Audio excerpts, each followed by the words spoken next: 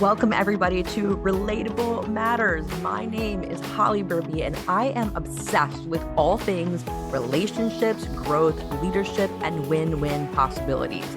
Each week, I'll bring you fun and realistic pro tips, knowledge, and hacks you can use for real to build genuine connections with those you care about. I teach you the tried and true secrets you can use to expand your self-awareness, boost your confidence, and live an inspired life of purpose. We'll share our stories, talk out the good, the bad, and the ugly thoughts, and get grounded and clear on who we are now so we remember our significance. Consider me your big sister with a sprinkle of mama bear vibes. Put on your comfy pants, grab a cup of cozy, and get ready to be encouraged and challenged as we relate together. Let's get started.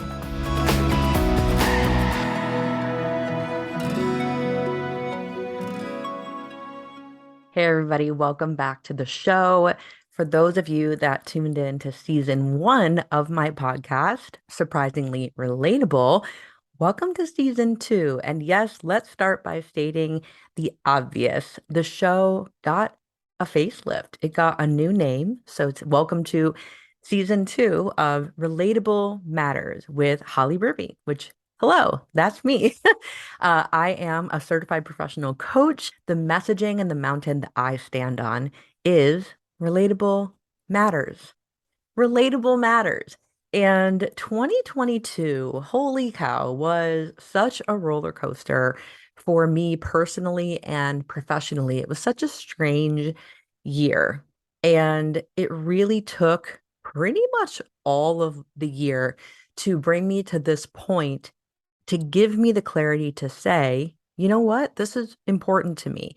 It's important to me that everyone knows that being relatable and knowing how to relate to others, or at minimum, understand one another, is the key to creating emotional connections in our life with the people around us, but also with ourselves. And so, one of the mottos that we have here at the show is when you know who you are, you know what to do. And so my role here is to show you how you can truly get in tune with who you are now. And the key word here is now. So let me rewind to 2022 and explain where this whole idea of relatable matters came from. I've been coaching in relationships, couples, singles, you name it, for about the last 8 years. I have been coaching in other areas as well, personal development, leadership training, corporate training, but specifically my expertise is in relationships, building win-win teams, and having people really try on different tools so that they can understand the people that are around them so that we can live a happier life, deepen those connections, etc. And last year, I was still focusing in 2022 on supporting people in their relationships, but something that shifted was it wasn't just about romantic situations anymore. I wasn't only focusing on supporting couples and deepening their connection, but something that I was noticing a lot of my clients, regardless of their relationship status, all of the people I was working with, which most of them, or if not almost all of them, being women, were really challenged with the question of who am I now? And I don't want to make it sound like they were having an obvious identity crisis, but I think something that has really happened in the last couple of years, especially since 2020 and the pandemic and the things that we have all been through, I think it has put every person in a situation where we are evolving faster than ever because we had to. We went from working full time away out of the house, for example, and then everybody is in their home. And some people are still off and on in their home. And people have gone through job changes and family changes. Relationships have ended, relationships have started. People have had additional children. People are now entering empty nest syndrome, for example, as well. and don't feel like they were able in the last couple of years because of what was happening in the world able to really connect and cherish those final years where they had their now young adult children still with them. And so we have had to adapt faster than ever because something showed up in our life that we just simply didn't see coming. And so that brought my clients, and unbeknownst to me until much later in the year, brought me to a place as well of what is truly important to me now. And so, in order for us to be able to relate with anyone in our life, we've got to know, before we know what to do, we've got to know who we are. And many of us are not the same version of ourselves that we were a year ago, let alone 3 years ago. And for myself, I am a person who swims in the land of personal growth. I am not kidding. I, no joke, at minimum, am watching on videos or listening via audio to over an hour, a lot times more than an hour of personal or professional growth content every single day. I'll talk about my morning routine another time. But because of that, I continuously am in a space of growth and adaptation and evolving. And it's because I love it. But I'm also a professional coach. So it makes sense that I would be doing that. So I enjoy the process of transformation and shifting what I'm interested in and what is my next thing I'm going to create and how can I serve people. I love it. But for the majority of the planet, I will assert that they were not as excited to be put in positions where they had to suddenly adapt and change and be a different version of themselves. They weren't ready for it, let alone probably didn't enjoy it once it was actually happening.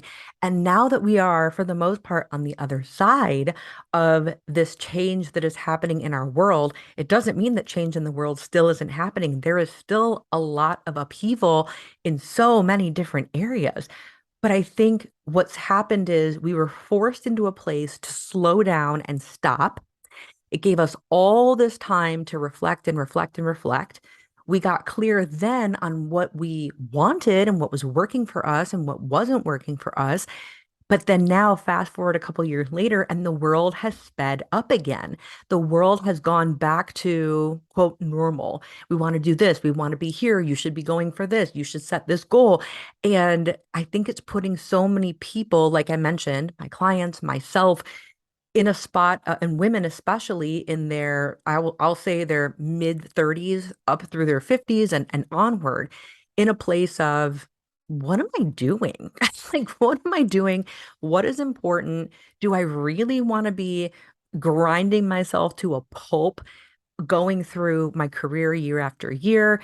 Do I really want to label myself an overachiever, knowing that a certain level of stress is unhealthy for me? Do I really? Because what if we end up back in that situation of reflection again, where the world forces us to stop and slow down again, and we're going to reflect again?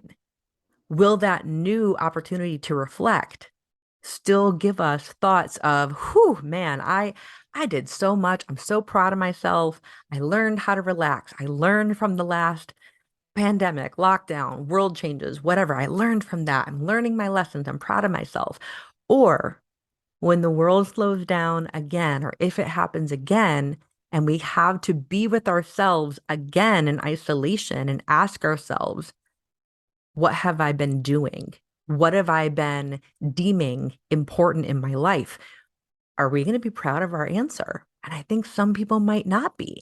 And I think some people who are in this state of, who am I? And what do I want? And where am I going? Are in that moment right now of knowing they need to make a change, but they're not certain how to deepen that emotional connection with who they are now so that they can therefore go and do the things that they want to do in their career, in their life, with their families, with their health, so on and so forth, in their business. And so that is why relatable matters is important to me. And in my experience in 2022, I wrote a blog about this the other day. I didn't recognize how much change I personally had gone through between 2019 and 2021. Because when I listed it out in my blog, it was things like in 9 months' time, I left my 9 to 5 job. I launched a business. I saved 10 grand in a checking account in 9 months. I went full time in my coaching practice. I got everything together to move across the country. Then I did move across the country. After being in Florida for 14 years, I moved back to Michigan. I landed in Michigan in the middle of 2020, single, no kids, didn't know anyone. I had to make all new friends, create all new networks. I had to become familiar with my new surroundings, adapting just to the weather alone. And I knew it was the right thing to do. But man, talk about pushing myself through emotional growth. And then at the end of 2021, I met my significant other. I met my partner and things were just passing the 1 year mark. And I now have a little family. I have my partner, I have this 9 year old, and my life is so blessed. But man, all that shift and change wore me out. And it was difficult to admit that it wore me out because I feel like if I say those changes exhausted me, I'm concerned it'll make me sound like I'm ungrateful for those things, that I'm ungrateful for all of the opportunity that I had to push myself, to meet those people, to move to a new location, to create the money that I wanted and have a job where I work for myself. I don't want to sound ungrateful, so I almost fear talking about it because I don't want it to come off as, oh, Holly's complaining because everything is too good. But I really got to be honest. And that's where the relatability comes in. That's where when I share this with some of you, you're going to look at the last couple years of your life and perhaps think to yourself, oh my goodness, thank goodness someone is finally talking about this because me too. I'm so exhausted. I am grateful. I am thankful. I have privilege. I have exceeded any of my expectations of the last few years. And yet I'm so tired and I don't know why I'm not vibrant and energetic. And I don't know who to talk to about this.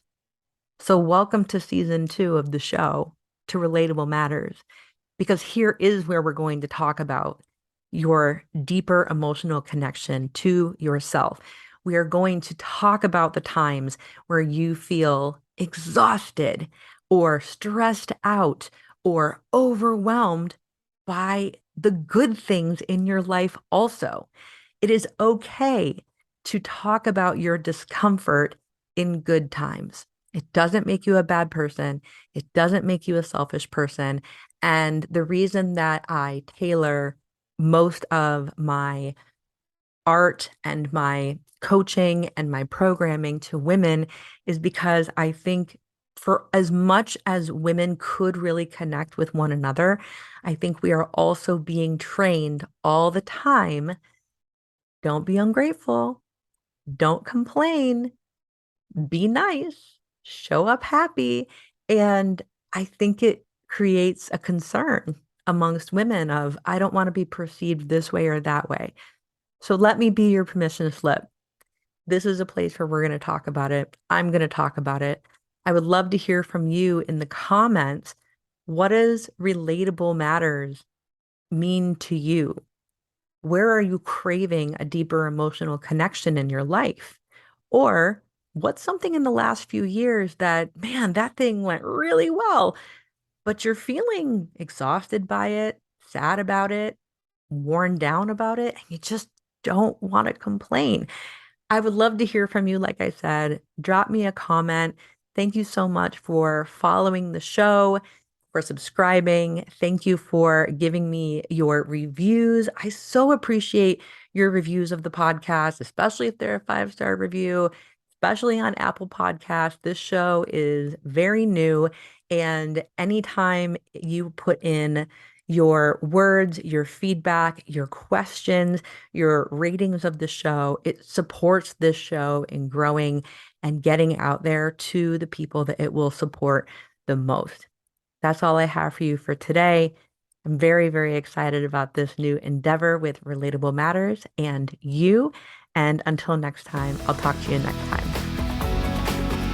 Thanks for listening. I am sending you the biggest hug from over here. If you loved this episode and know someone who is just as nerdy about relationships and emotionally connecting with other people as I am, please send them on to me. Pass on this episode. It would just mean the world to me if you can help me get this cause and this message out to as many listeners as I can. So please, if you liked what you heard, I'd super appreciate it if you take 30 seconds and leave me a 5-star review on Apple Podcasts. Share this with your friends. And until next time, remember to love always in all ways, because being relatable matters.